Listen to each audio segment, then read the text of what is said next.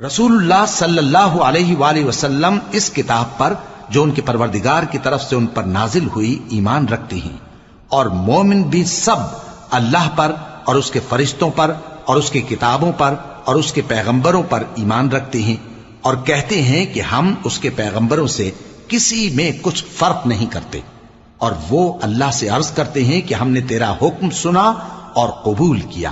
اے پروردگار، ہم تیری بخشش مانگتے ہیں اور تیری ہی طرف لوٹ کر جانا ہے۔ اللہ کسی شخص کو اس کی طاقت سے زیادہ کا ذمہ دار نہیں بناتا۔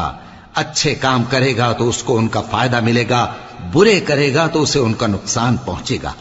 اے پروردگار، اگر ہم سے بھول یا چوک ہو گئی ہو تو ہم سے مواخذہ نہ کیجو۔ اے پروردگار، ہم پر ایسا بوجھ نہ ڈالیو جیسا تو نے ہم سے پہلے لوگوں پر ڈالا تھا۔ اے پروردگار، جتنا بوجھ اٹھانے کی ہم میں طاقت نہیں اتنا بوجھ ہم پر نہ رکھیو، اور اے پروردگار، ہمارے گناہوں سے درگزر کر اور ہمیں بخش دے اور ہم پر رحم فرما۔ تو ہی ہمارا مددگار ہے، سو ہم کو کافروں پر غالب کر۔